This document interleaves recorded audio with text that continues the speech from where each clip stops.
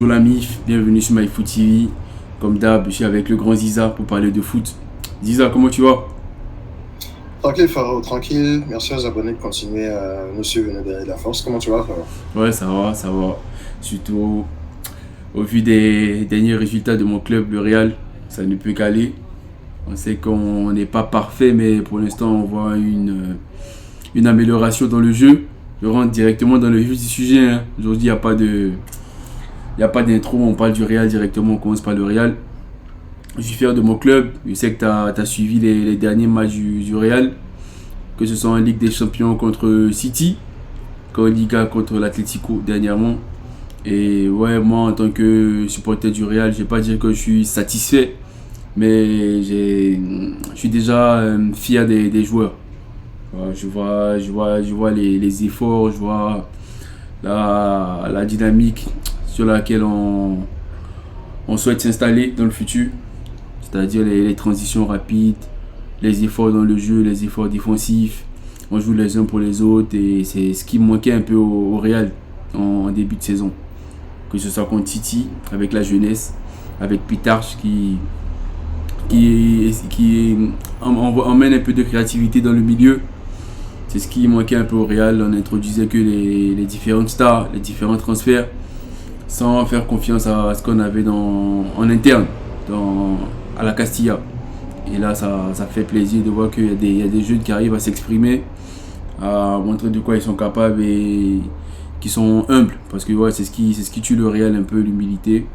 Il y a chacun qui veut conquérir et qui veut s'approprier les supporters.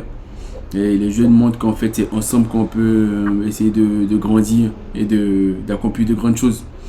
Sans parler de Valverde qui est dans une forme incroyable. En tant que milieu de terrain, c'est un grand joueur. En tant que latéral, ailier droit, et c'est un des joueurs les plus polyvalents de l'histoire. Là, on voit que avec le nouveau poste qu'il occupe, qu'il avait presque occupé avec Ancelotti en 2022, où il couvrait la ligne droite en tant qu'ailier, un peu milieu en même temps latéral, sur les efforts défensifs. On voit qu'il est plus épanoui, il est plus habile et, comme on le dit, il est très clutch devant les buts. Je sais pas ce que toi tu penses, Isa, au vu des derniers matchs. Est-ce que tu as regardé les matchs du Real? T'es que Barça? Non, bien sûr, bien sûr. Je regarde toujours le match du Real. Il faut donner son crédit à Xabi Alonso, pardon, à Arbeloa, je veux dire. Arbeloa, Il faut ouais. donner son crédit à Arbeloa, qui fait de belles choses depuis quelques semaines. Le football, après tout, ça reste un sport assez simple. Et je pense que ce qu'il a fait, c'est de simplifier les choses et de revenir à un système et à une dynamique qui a souvent marché au Real. Ouais. Comme tu l'as dit, ce 4-4-2 à plat avec Valverde en milieu droit, on l'a déjà vu. En 2022, ça a été très très positif pour le Real Madrid. Ouais. Donc, les voir revenir à ce système-là et avoir du succès en soi, ce n'est pas très surprenant. Ce qui est peut-être plus surprenant, ça a été de voir l'introduction d'un jeune joueur comme Thiago Pitarch dans le milieu qui fait vraiment l'appuyer le botton pour le moment. Au départ, je le voyais surtout comme un joueur qui jouait devant la défense, mais au fur et à mesure, maintenant, on le voit jouer beaucoup plus haut sur le terrain. On voit que c'est un joueur qui est très polyvalent, qui a beaucoup de qualités qui peuvent aider le Real Madrid. Et je pense que si je dois faire une analogie, le Real de Arbeloa est probablement dans sa période de Xabi Alonso à la Coupe du Monde des clubs actuellement. On a J'appelle une Alonso, voilà. idée de jeu qui est claire. On a un groupe qui a un genre de buy-in, genre tout le monde adhère un peu au projet de jeu, chacun connaît son rôle Ouais. et chacun veut vraiment donner de son mieux, de son meilleur pour que la mayonnaise prenne et que ça fonctionne. Ça se voit.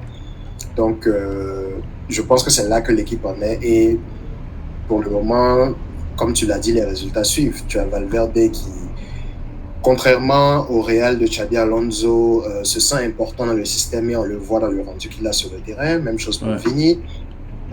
Tu as Rudiger qui semble être finalement débarrassé de ses pépins physiques, qui ressemble un peu plus Le Rudiger au qu'on a joueur qu'on a connu. connu à son meilleur niveau. Euh, Trent Alexander-Arnold, je ne dirais pas qu'il est revenu à son meilleur niveau, mais je dirais que l'état de forme de Valverde aide beaucoup. Je pense que contre Manchester City, il a beaucoup été épaulé par ses coéquipiers, mais c'est ça aussi une équipe. Il faut savoir aider ses coéquipiers. Donc, il y a vraiment un genre de collectif qui s'est dégagé depuis le match, surtout contre le Celta Vigo, je pense, qui était Bien le sûr. premier que Mbappé a dû manquer. Et il y a une vraie dynamique qui s'est créée. La question que j'ai peut-être, c'est la même que j'avais sous Xabi Alonso. Euh, Quand cette saison a commencé et que Xabi Alonso avait son idée de ce système qui est beaucoup plus basé sur la cohésion et le jeu d'équipe, Mhm. c'était beaucoup plus facile de l'instaurer quand tu avais des jeunes joueurs comme des Massantono, comme des Arda Güler qui étaient au cœur du jeu. Mais quand il a fallu intégrer Jude Bellingham, quand il a fallu réintégrer Vinicius dans la mayonnaise lui aussi à côté de Mbappé, c'est là qu'il y a eu plus de difficultés. Donc pour moi, la question demeure. Maintenant que Mbappé est revenu, maintenant que Bellingham est revenu, quel choix il va faire? Est-ce qu'il va mettre Mbappé à côté de Vini dans le 4-4-2? Parce que Brahim Diaz n'est certainement pas Kylian Mbappé, mais le travail qu'il faisait en termes de déplacement, en termes d'abattage physique dans le milieu de terrain, c'est pas vraiment le registre d'Mbappé. Mbappé est plus décisif devant le but. Bellingham, est-ce que tu le mets à la place du jeune Thiago Pitard? Est-ce qu'il a la même capacité à connecter entre les lignes, à venir chercher le ballon bas, à faire les bons choix pour mettre ses joueurs offensifs dans le moule sans lui-même être trop gourmand? Je pense que c'est ça qui va déterminer le type de fin de saison que le Real va faire, parce que l'équipe a montré qu'ils ont les ressources, même sans ces deux grands joueurs-là, pour faire de très très bons matchs, pour être une équipe cohérente et Bien pour sûr. jouer un football qui correspond à l'effectif qui est là. Parce que le football de Xabi Alonso, et je pense que tu l'as dit en début de saison, l'objectif c'était vraiment de voir une équipe qui produit un beau jeu, un Real Madrid qui devient une équipe plutôt moderne. Je pense qu'on l'a vu tout au long de la saison que le Real n'est pas encore cette équipe qui peut contrôler les matchs, qui n'a pas encore d'ailleurs un milieu de terrain pour moi qui peut faire ce qu'un Pedri fait, ce qu'un Vitinha fait. C'est pas encore cette équipe-là. Par contre, quand il faut jouer compact et utiliser les espaces en contre et avoir des milieux athlétiques qui couvrent bien le terrain avec des Camavinga, avec des Chouameni, avec des Valverde, là, le Real est toujours très, très compétitif. Donc, je pense que c'est là qu'on va finalement voir qu'est-ce que le Real peut vraiment réaliser cette saison avec les choix que Xabi Alonso, Arbeloa va faire dans D'Arbeloa. la semaine à venir. Est-ce qu'il va, comme Xabi Alonso à l'époque, subir la pression et devoir remettre les cadres dans le 11? Ou est-ce qu'il va continuer avec un genre de cohérence et obliger peut-être des joueurs qui, jusqu'à présent, ne voulaient pas se mettre dans une dynamique d'équipe pour que réellement ce soit le collectif qui en bénéficie? Je pense que ça va être très intéressant à voir parce que jusque-là, on sait que Vinicius, Mbappé, Bellingham, Valverde, tout ça, de très grands joueurs, on les a pas encore vus tous être de très grands joueurs ensemble sur le terrain. Et c'est vraiment ça le problème pour eux. Cette On les saison. voit, voilà, même la saison dernière, je pense. Bon, Je avant pense que même la Mbappé, ouais, après c'est un débat, mais avant Mbappé, ça jouait collectivement Mbappé, Vinicius, Bellingham, Valverde, ça combinait et voilà, remporté des titres. Hein. Donc, je pense que c'est non, c'est ce après. que je dis en fait. C'est ce que je dis. Je veux dire, quand tu mets toutes les nouvelles pièces ensemble, Ok. on n'a pas encore vu chacun être à son meilleur niveau à ce moment-là. Vini, son meilleur niveau, c'est sans Mbappé. Mbappé, son meilleur niveau, c'est sans Vini. Valverde, son meilleur niveau, c'est sans Bellingham. Et ainsi de suite. On n'a pas encore vu tout le monde cliquer au même moment dans l'équipe avec une bonne mayonnaise qui prend bien et avec un rôle qui correspond à tout le monde. Et ça va être vraiment ça la question pour Arbeloa. Sinon, depuis le match contre le Celta, c'est vrai qu'il y a vraiment du très très bon qu'on voit. Il y a aussi la blessure de Thibaut Courtois qu'il ne faut pas oublier. Ça peut être important. Je ne sais pas trop combien de temps il sera absent, mais je pense qu'il sera déjà absent dans la double Six confrontation contre semaines. le Bayern. 6 semaines. Voilà, et je pense qu'il risque de manquer la double confrontation contre le Bayern. Le match Donc, aller. ça Que va le être match aller, la semaine. je pense. Voilà, ça va être intéressant de voir ce qui va Ouais, se non, ouais. passer. La dynamique a réellement changé maintenant à voir si Arbeloa va réussir à maintenir le bateau à flot avec les nouvelles entrées. Ouais, t'as déjà tout dit, Ziza. Après, moi, il y a une question à te poser. Est-ce que tu. Allô?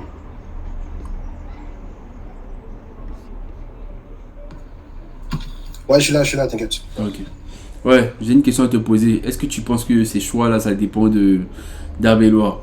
Parce que je me posais la question, je me disais en tant que coach, s'il dit à sa direction que lui, son système fonctionne déjà et qu'il veut challenger les leaders du vestiaire, comment tu penses que Florentino recevra ou qu'est-ce qu'il pensera de ça, par exemple? Si Arbeloa compte sur ses jeunes et il veut que les leaders du vestiaire luttent pour leur place, tu penses que ça dépend de lui ou pas, d'Arbeloa? Si tu m'avais posé la question il y a quelques semaines, je t'aurais dit clairement non. Je t'aurais dit que ça se voit qu'Arbeloa est là pour exécuter une mission et qu'il n'est pas réellement en position de force pour prendre de telles décisions. Mais je pense que les résultats des dernières semaines l'ont mis quand même en position de force, lui et les joueurs auxquels il a fait confiance. Donc j'ai envie de lui donner sa chance, de voir vraiment qu'est-ce qu'il en est. Pour Xabi Alonso, je pense qu'on a eu la réponse sur le terrain avec les choix qu'il a fait et les résultats qui ont été apportés derrière. Je pense on aura notre réponse avec Xabi Alonso, avec Arbeloa, je me trompe toujours. Est-ce qu'il fera les mêmes choix et est-ce que les résultats ne seront pas probants derrière? Le temps nous le dira. Est-ce que maintenant, parce que ça n'a pas marché déjà avec l'entraîneur qui a commencé la saison, est-ce que ça lui donne plus de force pour dire à tout le monde fermez là, c'est moi le coach, je fais ce que je veux? C'est ce que tu voudrais entendre en tant que supporter, je suppose. Maintenant, c'est toujours plus facile à dire qu'à faire dans la réalité.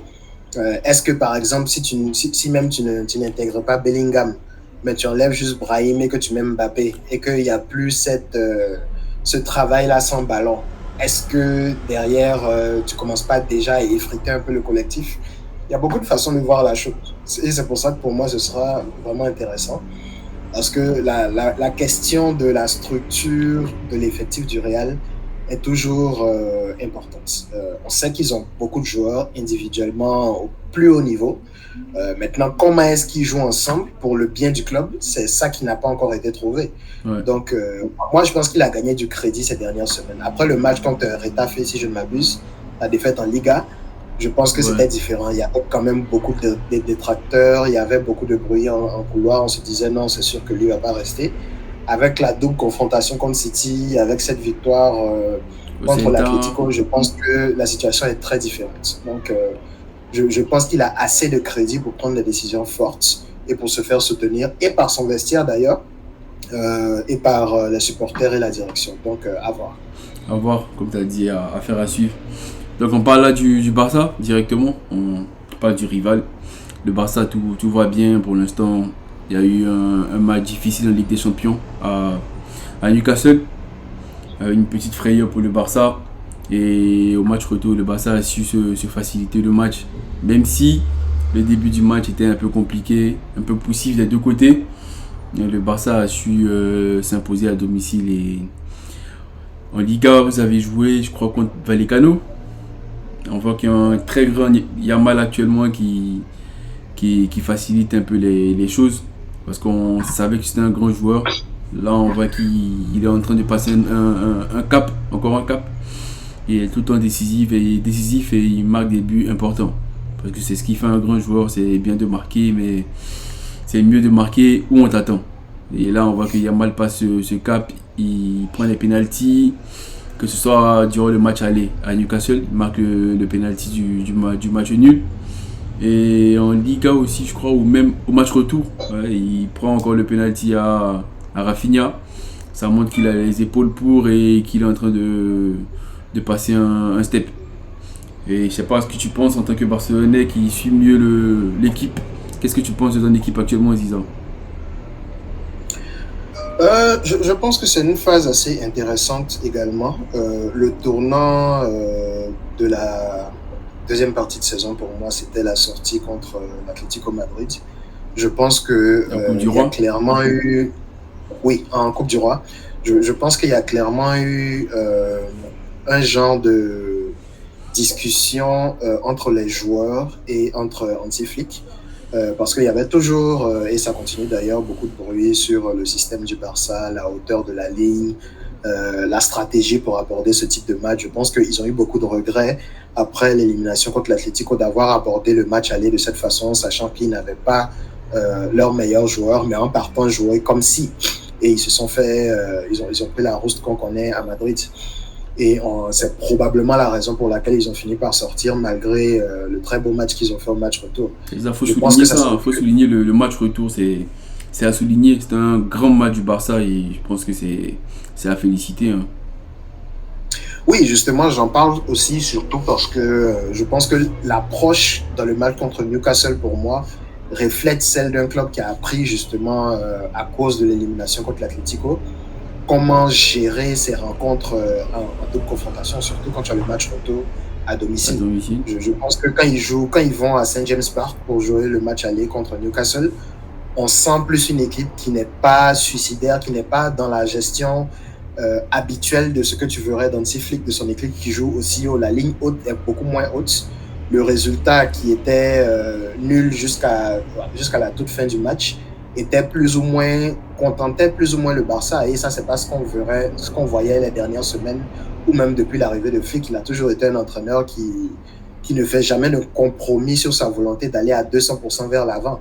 Donc, je pense qu'il y a eu un genre de tournant de ce côté-là après la défaite contre l'Atlético, comme tu l'as dit, et je pense que les améliorations se sont vues. Je pense déjà que la défense est meilleure, pas parce que les joueurs sont meilleurs, mais parce que justement, il y a eu un genre de modification de la ligne haute qui n'est plus aussi haute qu'avant, et je pense que ça se voit dans les matchs. Pas qu'ils ne concèdent plus d'occasions, mais ils concèdent beaucoup moins de 1 contre 1 d'occasion qu'on voyait par exemple quand tu compares à la première partie de saison. Je trouve qu'il y a beaucoup moins, la ligne est moins suicidaire en soi. Bien sûr, Et ouais. derrière, c'est vrai que tu as Johan Garcia qui est probablement le meilleur gardien en Liga actuellement et qui sauve beaucoup l'équipe. Mais pour moi, la défense en elle-même joue beaucoup mieux. Tu as aussi l'incorporation de Cancelo qui te donne beaucoup d'allant offensif côté gauche, où il faut dire que Baldé ne fait pas sa meilleure saison. Le retour de Rafinha, surtout contre Newcastle, je pense qu'il a fait beaucoup de bien, parce que lui aussi, cette année, avec les blessures, il n'est pas à son meilleur niveau. Donc, il y a beaucoup d'inconnus toujours. Je pense qu'on n'a pas encore vu la meilleure version du Barça cette saison, parce qu'on a toujours eu des blessés importants à tous les moments de la saison. Avant le match contre Newcastle, on n'avait pas encore eu notre trio offensif de l'an dernier disponible pour un match important. Lewandowski, Yamal et Rafinha. On l'a finalement, et ça tombe sur le match où ils font finalement un gros score. C'est pas anodin. Mais on n'a toujours pas encore Frenkie de Jong, le partenaire de Pedri, et ça se sent dans les matchs où l'adversaire met beaucoup de pression. Tu as tes 2 latéraux titulaires que tu perds au début du mois. Donc, tout le mois dernier, tu dois vraiment jouer avec des options bis. On a vu Araujo faire, il faut l'avouer, du bon travail dans les mesures où il était... Il revient bien, hein. Qu'est-ce que tu penses de lui, Auro? Non, je pense que dans la mesure du possible, il a fait un travail décent. C'est pas non plus sans erreur dans la lignée de ce que Araujo fait souvent. C'est souvent brouillon, c'est souvent mal orchestré. Mais je pense que quand tu connais un peu l'historique du joueur et tu vois un peu ce par quoi il est passé, moi je ne m'attendais pas à ce qu'on ait tout ça. Donc je pense que c'est déjà un plus. Le fait qu'il puisse donner ça dans cette période où on en a vraiment besoin avec tous les absents que j'ai cités, c'est bon de pouvoir compter sur lui pour ce peu-là à ce moment-là. Et surtout ce week-end, je trouve qu'il a eu sa meilleure prestation de la saison. Je trouve qu'il a fait un vrai bon match.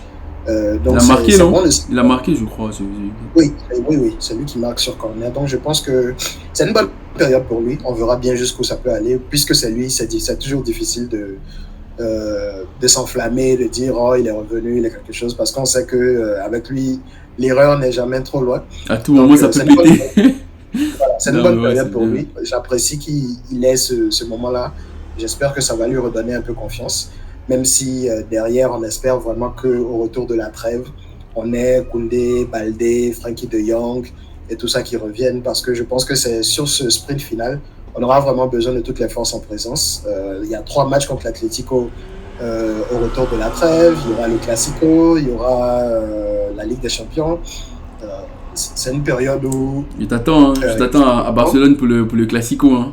Tu vas pas nous esquiver, tu vois. On espère. Ouais, il y a vraiment eu, surtout ces dernières années, beaucoup d'absences pour des blessures sur cette période-là de la saison. L'an dernier, la même chose, hein, tu perds Baldé, Koundé et Lewandowski au moment où tu joues l'Inter en Ligue des Champions en demi-finale.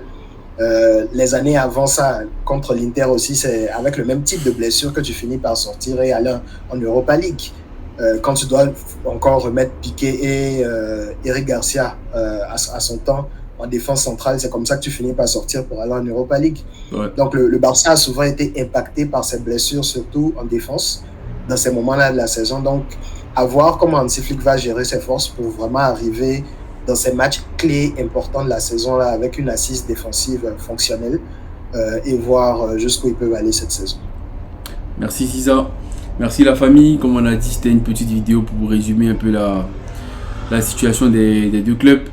Rendez-vous pour une prochaine vidéo pour faire le bilan des phases de huitième de finale de la Ligue des Champions et aussi pronostiquer les quarts de finale comme on l'a fait avec Arnaud. Donc après la trêve, il y aura une vidéo à propos de cela. Et aussi, on n'est pas à l'abri d'une vidéo pendant la trêve pour essayer d'avoir un peu d'update et d'essayer d'analyser ce qui se passe. Ziza, est-ce que tu as des choses à dire avant de terminer? Non, on va peut-être parler aussi des matchs amicaux de la Côte d'Ivoire, si on a l'occasion. Exactement. Avec, il y a eu des bonnes informations, il y a des nouveaux aussi en sélection. On verra bien s'il y a des choses intéressantes qu'on pourra analyser à ce sujet. Ou peut-être même de la décision de la CAF, c'est vrai qu'on n'en a pas parlé non plus. Ouais, on n'en a pas parlé, bien sûr. Ouais, on va faire une vidéo pour résumer tout ça. Ça c'est... Voilà. Ok, merci et restez branchés et à plus.